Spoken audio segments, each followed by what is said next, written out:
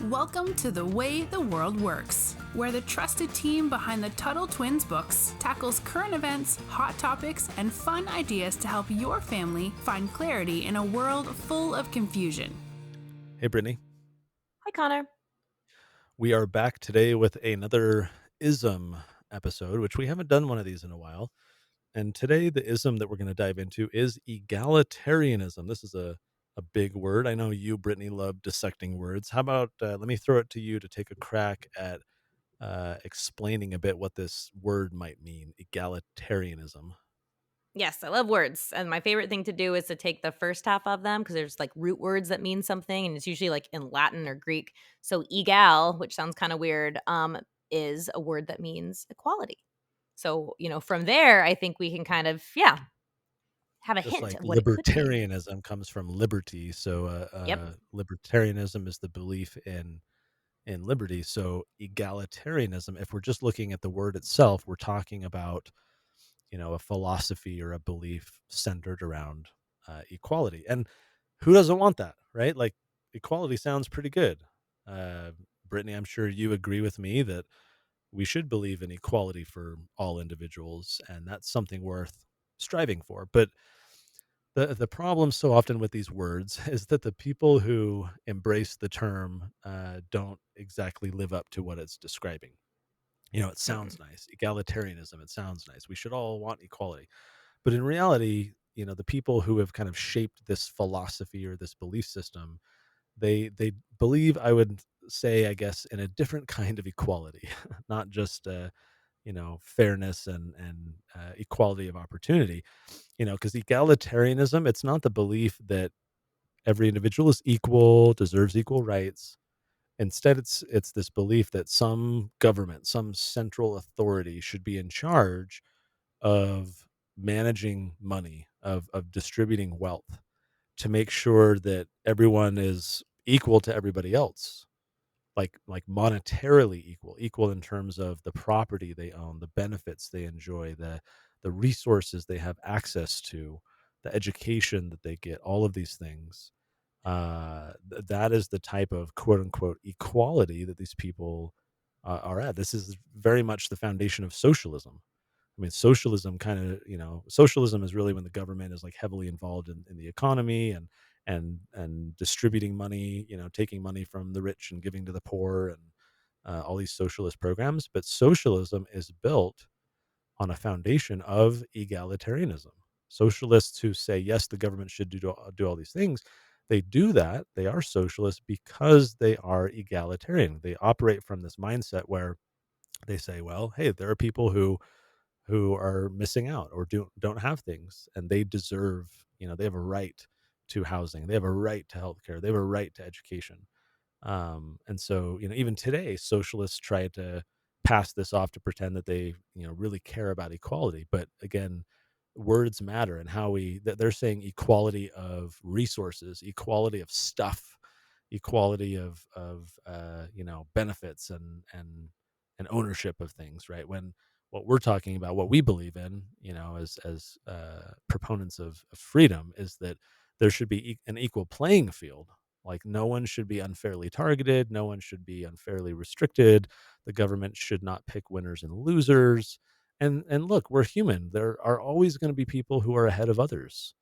But in order to like make it so that everyone is quote unquote equal and unless we have some magical utopian society where everyone voluntarily does that, you need this massive government to step in and physically, like the socialists support, take from the people at the top and then give to other people who didn't work for it. They don't value it because they didn't have to work for it. And so I think the socialists kind of create this vision of society based on this notion that everyone should have, equal resources and be like everybody else. Brittany, what are your thoughts?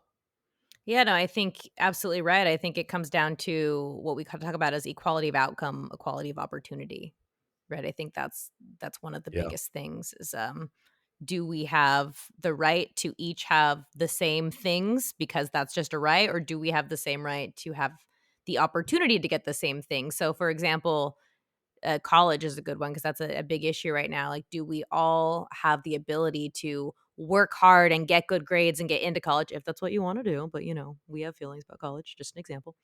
Or does everyone have the right to like a free college education, right? And that's always funny to me because it does come down to the same word, equality. And one thing that socialists and a lot of what they call critical theorists like to do is manipulate or like twist language, which I find is really interesting, especially since, like I told you, I love words. Where they'll take something that technically means something and then like twist it to mean something else, and that's what I think they mean by using this root word of equality to have this belief where it's actually no one's really equal under the system, and the same people who think they should be in charge of distributing this wealth usually end up being the people who become the elite and the government and the ones that That's have right. more than anything else. That's So that's right. always silly to me because more often than not, the people calling for this are the ones that end up with more than the ones who are starving as a result. So it's always funny to me. Well, not funny, but Yeah, like throughout, you're exactly right. I'm glad you brought that up. Throughout history, you see that the people who are fighting for supposed equality end up, once in power, creating a very unequal system. Like everybody else is equal in poverty, while you and your connected buddies benefit from all the money you've stolen through taxation and theft and so forth. Another word comes to mind here, just to give another example of this, and that's the word liberal. Right? Sometimes we say classical yeah. liberal. When we talked about liberalism before, there's kind of neoliberal, like new liberals versus classical liberals, because the founding fathers, a lot of them all mixed together. We would call them classical liberals. They were, and they didn't call themselves classical liberals. It's like classical music, right? At the time, you didn't have, Beethoven saying, "I'm going to make some classical music today," right? It was just music. Just music. Yeah. Now in retrospect, we call it classical. Same thing It's with like oldie. classical. Like Yeah, today, exactly. today what's called oldies are things you and I just listened to what feels like not so long Yeah, ago. that's sad. That's I cringe every time I turn on classic rock radio and I'm like, this came out when I was in high school. How is this classic rock? So classical liberal, same thing. And so the founding fathers, they thought of themselves just as liberals. And and so where does that word come from? Well, it came from the same root word, liber, where liberty comes from. Interestingly, it's a shared root word with library, like a fountain of Hmm. knowledge kind of thing, which is kind of cool. But to be a liberal is to be someone who believes in freedom, and yet people today who call themselves liberals believe in quite the opposite. They'll say that they believe in freedom, but the way that they interpret that is so radically different.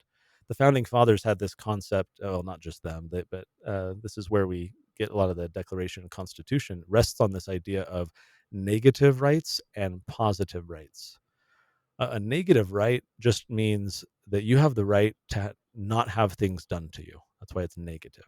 The right to the right to be left alone, the right to not be spied on, the right to not be thrown in jail unless the government follows the right steps, the right to not be murdered, by other people. And so your rights, these negative rights, just means that other people need to not do things to you. But positive rights is the reverse of that. A positive right would be something like, I have the right to healthcare. Well, if you have the right to healthcare, that means then someone else has a duty to provide you healthcare. So that means you're either enslaving a doctor and saying, "Hey, I have a right to healthcare, you must provide it to me," or you're enslaving everybody else as taxpayers and forcing them to pay for a doctor who's willing to give you the care as long as he's paid for. He's just paid with stolen goods. And so when you claim that you have a positive right, what that means is you're saying, I have a right and somebody else has to do something for me. I have a right to housing. I have a right to a house. So somebody else has to give me one. Or I have a right um, to have a good education. So somebody else has to pay for it and be my teacher and give me what I want. Right. And that's not at all what the founding fathers believed. That's what The classical liberals, the true liberals, they believed in negative rights, and the neoliberals, today's liberals, they believe in positive rights, where the government has to give them things, but they both will say, "Oh, we believe in freedom," or "We believe that we have rights." And so it's just a totally different, going back to kind of our last podcast episodes talking about, what is truth, and how does our mindset change our perspective and things like that. Here are people who both consider themselves liberals, but they could not be any more different. And so I feel like it's the same, Brittany, with the word egalitarian, where it's like you and I and other liberty lovers, we would probably consider ourselves the only real egalitarians, because we actually do believe in equality, and we know from history and from, I would say, common sense that when you have these socialist systems that try to equalize the playing field, it just pushes almost everybody down, and it lifts up the crony political class again and again and again, as you pointed out. And so we're the ones who come along and say, no, that's the authoritarian, totalitarian, dictatorship. Like, that's not what we want. We want everybody to be lifted up. We want everyone to have opportunity. I think of our friend Magat Wade, who we've talked to before, who Yes, talks we love about her. creating prosperity in Africa. And the point isn't to give poor people stuff and give them a handout. The point is to remove all these government roadblocks that create an unequal playing field, and just let people go compete. And some people will rise to the top and be the Elon Musk of Africa, and others will be at the bottom, but everybody is moving upward. Like today, we've talked about this before, Brittany, that today's poor people, quote unquote poor people, live better than the kings did 100 years ago, Yep. right? I mean, refrigeration, indoor plumbing. Are you kidding me? Like cell phones, Netflix, is people who are on food stamps and consider themselves poor often have all these like creature comforts in life that we just assume are standard, even if you're poor. And so that is what freedom does, is it lifts everybody up, some faster than others, but everyone's going in the right direction. And so we would look at that and say, that's egalitarianism. It's equality of opportunity. Everyone can go work hard and have opportunities. But it's so different than today's egalitarians, who believe that we need an equality of outcomes.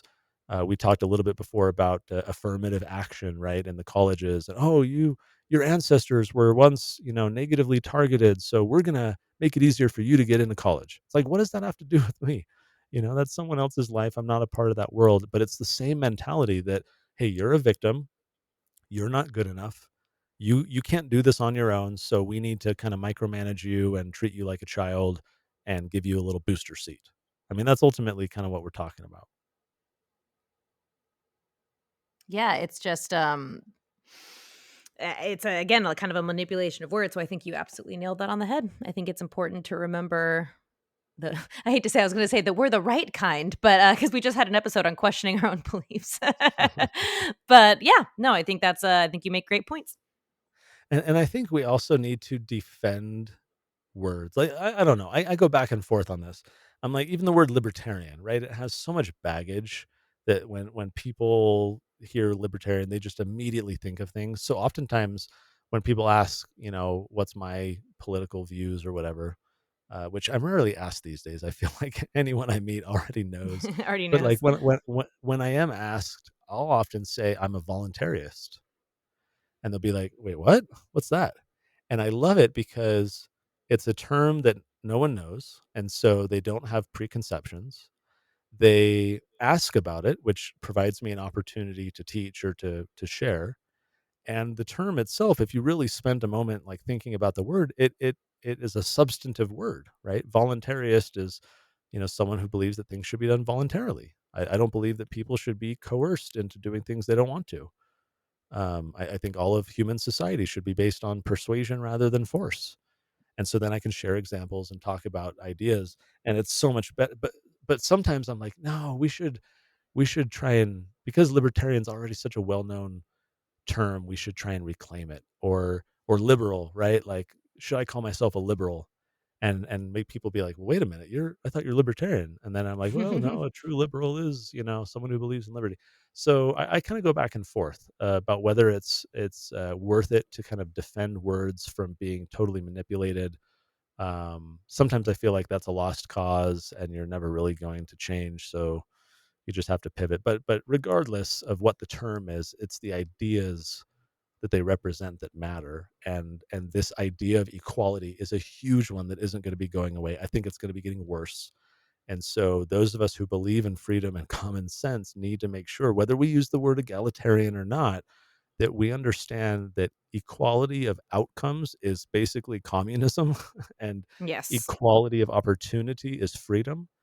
And we need to make that contrast very clear to people so that they're not seduced into thinking, oh, I support equality, so I'm an egalitarian and we need equality of outcomes. And they don't really pause to think, to understand what the implications are. I think we need to help them. I think we need to have more conversations about the right kind of equality and the freedom we should be fighting for, rather than a big government that just redistributes our wealth and pushes everybody down rather than lifts everybody up. So, topic for another day to continue. For now, Brittany, great talking to you as always. And until next time, we'll talk to you later. Talk to you later. You've been listening to The Way the World Works. Make sure your family is subscribed and check out TuttleTwins.com for more awesome content.